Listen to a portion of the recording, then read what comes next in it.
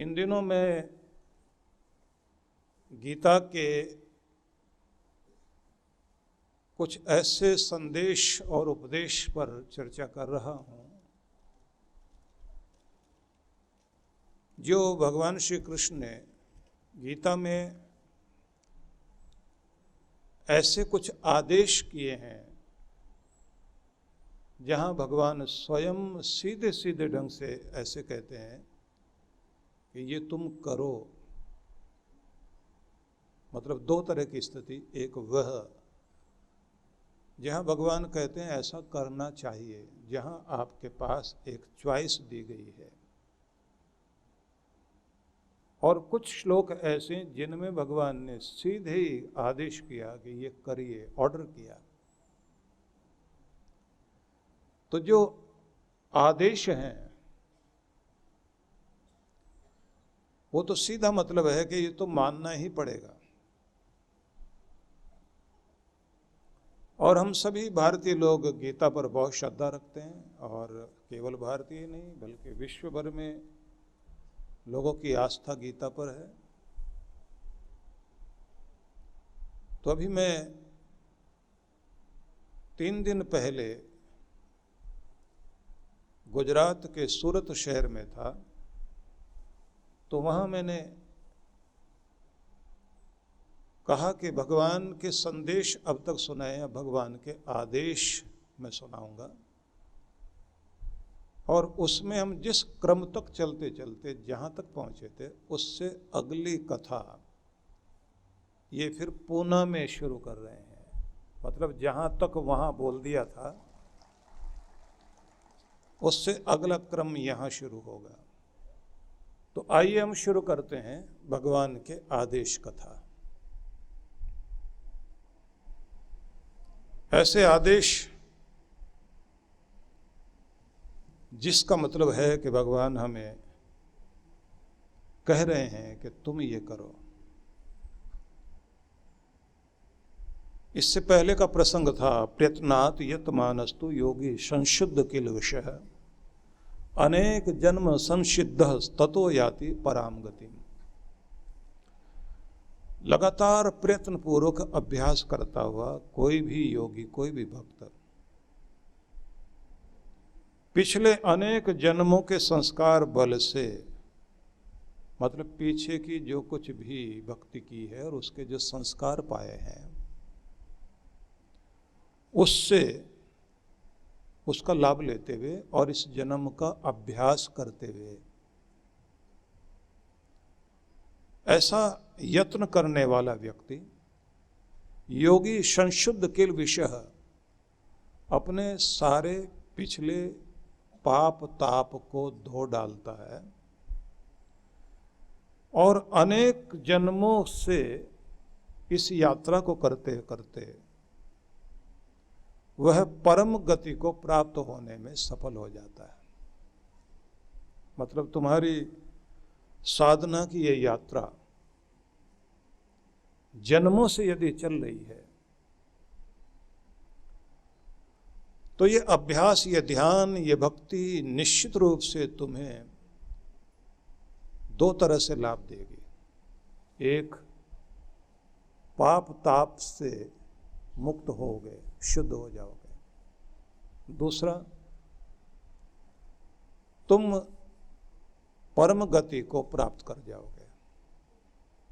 मतलब रोने, चिंता, भय, डर, दुख, क्लेश से मुक्ति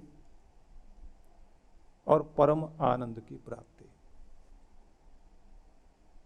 सीधा मतलब है कि भगवान ये बताना चाहते हैं कि तुम्हारा अभ्यास लगातार जारी रहना चाहिए। अगर इस जन्म में भी चल रहा है तो ये बात ध्यान रख लीजिए, ये अगले जन्म तक भी जाएगा। और अगर पापों के मार्ग पर चल पड़े तो ये फिर पाप ताप कुसंस्कार खींचकर आपको फिर उसी जगह खड़ा कर देंगे कि उससे छुटकारा होना बहुत मुश्किल हो जाएगा। तो शुद्ध होने का अवसर भी इसी जन्म में है और अपने आप को अपने प्रभु से जोड़ने का अवसर भी इस जन्म में है। अगर आपका ध्यान सत्संग में लगने लगा, सुनने में लगने लगा, जानने में लगने लगा, आप चिंतन करने लग गए, आप ये सोचने लग गए कि जिंदगी क्यों दी गई, हम यहाँ क्यों हैं इस धरती पर, क्या करने के लिए आए हैं, क्या इतना छोटा जीवन जीने के लिए आए हैं जैसे पशु पक्षी कीट पतंग सब जीते हैं, कि अपने परिवार के इर्द गिर्द घूमते घूमते पूरा जीवन व्यतीत कर दें, या हम अपने चैतन्य को जागृत करते हैं परम आनंद को उपलब्ध हो जाएं। जब भी आपके मन में कुछ प्रश्न उठने लग जाएं और आप अपने अंदर कुछ सुधार लाने की कोशिश करें, उस सुधार में होगा कि अब आलस्य और लापरवाही की जिंदगी रुकेगी। सजग, सतर्क, सावधान, एक एक क्षण का लाभ लेते हुए अपने भीतर की खुशी और आनंद में स्थित होने की चेष्टा, जिसे पूरी दुनिया छीनने की चेष्टा करती है। आपकी मुस्कान छीनने की कोशिश होती है सब ओर से। कुछ भी ऐसा किया जाएगा कि जिससे आपकी मुस्कुराहट खो जाए, कुछ भी किया जाएगा, लोग आपके अंदर की भीतर की शांति को छीनने की कोशिश करते हैं। सबसे पहले प्रयास होता है पूरी दुनिया का, घटनाओं का, घटनाक्रम का, कि आपका संतुलन बिगड़ जाए। बैलेंस बिगड़ा, उदास हुए या गुस्सा आया या इरिटेट हुए, तो अपने आपे से आप बाहर हो जाते हैं। गुस्सा आता है, लोग कहते हैं आपे से बाहर हो रहा है ये आदमी। थोड़े इरिटेट हो गए तो आप गुस्से में बड़बड़ाने लग गए, तो लोग कहते हैं फालतू बोल रहा है। पूरी दुनिया आपकी शांति को हिलाती है, आपके संतुलन को बिगाड़ती है, आपकी मुस्कुराहट को छीनती है। फिर से प्रकृति आपको एक मौका देती है कि आप शांत हो जाएं, नींद आएगी, शांति आएगी, खाना खा लेंगे आप, पानी पी लेंगे। धीरे धीरे वो लहरें जो आपके अंदर उठा दी गई थी, जो तालाब में, झील में पत्थर फेंक कर उसे हिला दिया गया था, वो लहरें फिर से शांत होने लगती है, और फिर आपके भीतर परमात्मा की कृपा का चांद उस झील में दिखाई देने लग जाता है। आप शांत होने लग जाते हैं, खुश होने लग जाते हैं। रोज आपके साथ ऐसा होता है, आपको हिला दिया जाता है। कोई भी घटना होगी, अभाव आए या प्रभाव आए, कोई चीज खो जाए, चोट लगती है अंदर, संतुलन बिगड़ता है। यात्रा इसलिए जीवन की चाहिए कि हम अपने स्वाभाविक रूप में खिलना सीखें। इसको ध्यान कहते हैं। बड़े मजे की बात है ये। अपने स्वभाव में उतरकर खिलना, ये ध्यान है। और साक्षी हो जाना घटनाओं का, ये ध्यान है। और परम मौन में स्थित होकर अपने आनंद में खिल जाना, ये ध्यान है। और मजा तो ये कि निरंतर विकसित होने की प्रक्रिया में चलते चले जाना, ये ध्यान है। और जब आप अपने भीतर की चांदनी में स्नान करने लग जाते हैं, ये ध्यान है। और जिस समय आपके अंदर स्वयं की स्मृति आ जाए, खुद की याद आ जाए, तो आपके जीवन का ध्यान खिलने लगता है। और जिस समय आप आनंद पूर्वक जीवन जीना शुरू कर देते हैं, तब आप ध्यान में उतर आते हैं। भगवान कहते हैं बस इस ध्यान में मैं चाहता हूँ कि तुम पहुँच जाओ और तुम्हारे अंदर तुम्हारा परमात्मा खिल उठे, तुम्हारे अंदर परमात्मा का आशीर्वाद खिल उठे। इसलिए उन्होंने ये आदेश दिया कि प्रयत्न पूर्वक अभ्यास में जो संलग्न है और निरंतर जो अपने आप को धो रहा है, वो अपने पापों को जला देगा। इसलिए एक चीज इन दिनों आपको सीखनी है। एक कार्यक्रम होगा जब मंत्र सिद्धि सिखाएंगे,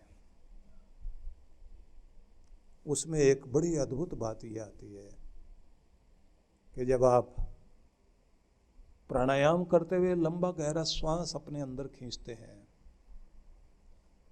तो जीवनी शक्ति को अपने अंदर लाते लाते ये कहा जाता है कि अपने भविष्य को अपने अंदर खींचो। और जब कहा जाता है कि अंदर से धीरे धीरे करके श्वास को बाहर फेंको, तो समझाया जाता है कि तुम अपने अतीत को, पास्ट को, भूतकाल को बाहर फेंक दो। दो तरह का प्राणायाम, एक जो प्राणों में चल रहा है और एक जो मन में चल रहा है। आपके भीतर का पास्ट जो आपको रुलाता है, मैं ये मेरे साथ हुआ, मैं बहुत परेशान, मैंने तो किसी का कुछ नहीं बिगाड़ा था, मेरे साथ ऐसा क्यों किया। तो बहुत सारी पीड़ाएं आप लिए बैठे हैं, उनका रेचन करना, फेंक देना बाहर। और वो जो भविष्य के सपने हैं, जहां आप अपने आप को अपनी ऊंचाई पर देखना चाहते हैं, जहां आपकी जीवनी शक्ति, उस प्राण वायु को खींचकर अपने अंदर धारण करना कि ये मैं होना चाहता हूं। और फिर प्राणायाम में एक और नियम है कि श्वास को अंदर रोके रखना, और ज्यादा देर तक श्वास अंदर रोक नहीं सकते। तो कहा जाता है कि अंदर जो रोक रहे वो तुम्हारा वर्तमान है, और वर्तमान को ज्यादा देर तक तुम रोक नहीं सकते, लेकिन रोको, उस वर्तमान में अपने आप को टिकाओ जहां तुम्हारा आनंद है। क्योंकि जिंदगी वर्तमान में है, ना बीते हुए कल में है, ना आने वाले कल में है, जिंदगी इसी पल में है जो अभी चल रहा है। जब आप अपने वर्तमान में अपने जीवन को लाते हैं, उस पल में लाते हैं जो चल रहा है, और उसमें आप खिलने लग जाते हैं, तो कहते हैं कि ये चलते फिरते का ध्यान है। हम लोग एक साधना कराया करते हैं, डिवाइन ब्लिस मेडिटेशन, उसमें यही है कि उस क्षण में उतर आओ जहां तुम्हारा जीवन है, और वहीं से खिलना शुरू करो, जहां तुम्हारा आनंद, तुम्हारी शांति, तुम्हारा चैन, तुम्हारा आत्म स्वरूप है। और फिर कहा जाता है कि तुम अब उस तरह चलोगे जैसे तुम्हें इस पूरी सृष्टि का राजा बना दिया गया। अब ये चांद, ये सितारे, ये हवाएं, ये धरती सब तुम्हारी हो गई, तुम इसके राजकुमार। अब बेफिक्र होकर कैसे चला जाता है, निश्चिंत होकर कैसे चला जाता है, खिला हुआ जीवन आनंदपूर्ण होकर तुम कैसे चल सकते हो। वैसे बैठो, वैसे चलो। और जब आप कहते हैं कि आज मैं आजाद हो गया, आज मैं इस खुले आकाश में उड़ान भरने की स्थिति में आ गया, आज न पीछे का कोई दबाव, न आगे की कोई चिंता, कुछ क्षण तो आप उस आनंद में जीकर देखें। तो हम लोग वहां छोड़ देते हैं, व्यास नदी के तट पर, हिमालय के उस आंगन में जहां सेब के वृक्षों के मध्य और हरी हरी घास के बीच, उस कोमल सुनहरी रेशम जैसी धूप में, जो गुनगुनी धूप है, और उस हवा में जिसमें हल्की सी ठंडक जो गुदगुदा रही है, उन फूलों के बीच जिनके होठों पर अभी भी मुस्कुराहट के साथ साथ ओस की बूंदें चमक रही है, तो कहा जाता है कि यहां इसी क्षण में रुक कर देखो। और जब व्यक्ति वहां के पूरे कैंप को अटेंड करने के बाद लौटता है, तो हम कहते हैं कि यहां से क्या लेकर जा रहे हो। लोग कुछ खरीद के जाते हैं, कोई बादाम खरीद के ले जाता, हरे हरे बादाम लेकर जा रहा है, कोई वहाँ के फल लेकर जा रहे हैं, कोई शॉल खरीद कर ले जा रहा है, कोई शहद लेकर जा रहा है, कोई रेशम लेकर जा रहा है। हम लोग कहते हैं ये नहीं, जो गुरु ने तुम्हारे हृदय में बांटा है उसे यहीं छोड़ मत देना, घर लेकर जाना। उस दुनिया में जिसमें आप जीते हैं, उस दुनिया में जाकर इसको देना है, मतलब ये वहां भी टिक जाए। तो इसलिए भगवान श्री कृष्ण के आदेश मैं आपके सामने पढ़ रहा हूं। उन्होंने कहा कि अनेक जन्मों की सिद्धि के द्वारा ही, सफलता के द्वारा ही, भक्ति की सफलता के द्वारा ही तुम परम गति को प्राप्त होगे। लेकिन इसका ये मतलब नहीं है कि पता नहीं कितने जन्मों के बाद बात बने तो ये जन्म जैसे चलता है चलने दें। नहीं, इस जन्म में जो आप कर रहे हैं अपनी साधना में चलते चले जाइए तो आप बुन रहे हैं अपना स्वर्ग। स्वर्ग वहां नहीं मिलेगा, यहां से लेकर जाओगे। और स्वर्ग बाहर नहीं होता, अंदर होता है, आपके भीतर होता है। इसलिए कुछ लोग होते हैं जिनका नरक उनके अंदर होता है, वो कहीं भी चले जाएं बड़ा जल्दी आसपास का वातावरण नारकीय बना देते हैं। वो किसी राजनेता की एक मजाक प्रचलित थी कि उनसे किसी ने ये कहा कि जापान वाले कहते हैं अगर ये प्रदेश हमें मिल जाए तो हम इसे 1 साल में जापान बना देंगे। उस नेता ने कहा कि हमको एक बार जरा वो जापान दिलवा दो, हम 6 महीने में अपने जैसा बना देंगे उसको।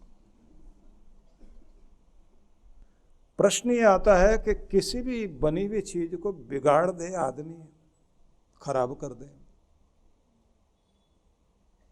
क्यों? क्योंकि वो नरक अपने अंदर लिए बैठा है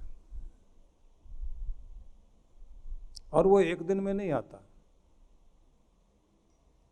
किसी आदमी के बारे में कहते ना बैठे बैठे चला गया दुनिया से, तो वो एक दिन के बैठे बैठे नहीं चला गया, उसे बैठे रहने की आदत है, दुकान से हिलता नहीं है।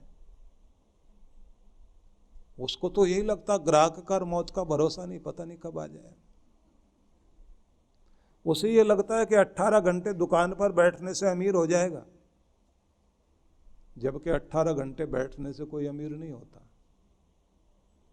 जब आपका दिमाग पहले से ज़्यादा स्मार्ट होगा, आपकी योग्यता निखरेगी, आपके अंदर का तरीका बदलेगा, तो बाहर 4 घंटे में भी मौसम बदल जाएगा, आप 4 घंटे में अमीर हो सकते हैं। तो आपसे मैंने कहा कि आपके भीतर आपका स्वर्ग होता है, जिससे आप बाहर के वातावरण में ला करके खड़ा करते हैं। कुछ लोग जहाँ जाते हैं वो कहते हैं मेरी लड़ाई हो जाती हर किसी से, दुनिया बहुत खराब हो गई। परम पूज्य श्री सुधांशु जी महाराज एवं ध्यान गुरु डॉक्टर अर्चिका दीदी के सानिध्य में विश्व जागृति मिशन द्वारा 26 से 30 नवंबर 2024 तक श्री कृष्ण ध्यान योग का आयोजन किया जा रहा है। विश्व जागृति मिशन पिछले कई वर्षों से अलग अलग स्थानों पर ध्यान साधना शिविर आयोजित करता रहा है, जिनमें अयोध्या, मनाली, ऋषिकेश जैसे पवित्र स्थानों पर विशेष तौर पर ध्यान के शिविर लगाए जाते हैं। इन शिविरों के माध्यम से अब तक हजारों साधकों ने महाराज श्री से साधना के द्वारा अपने मन को एकाग्र कर अपनी इंद्रियों पर नियंत्रण करना सीखा। ये पहली बार है जब महाराज श्री भगवान श्री कृष्ण की नगरी में ध्यान साधना आयोजित करवाने जा रहे हैं। इस कार्यक्रम में द्वारका तीर्थ दर्शन के साथ साथ गोमती स्नान, समुद्री सैर, जप तप और ध्यान करने का भक्तों को सुनहरा अवसर प्राप्त हो रहा है। द्वारका तीर्थ में साधकों के सुखद आवास के लिए सर्व सुविधा युक्त वातानुकूलित कमरे, होटल और धर्मशालाएं आरक्षित करवाई जा रही हैं। ध्यान साधना शिविर में भाग लेने वाले साधकों के लिए स्थान सीमित हैं। जल्द ही अपना स्थान सुनिश्चित करें और अधिक जानकारी के लिए संपर्क करें।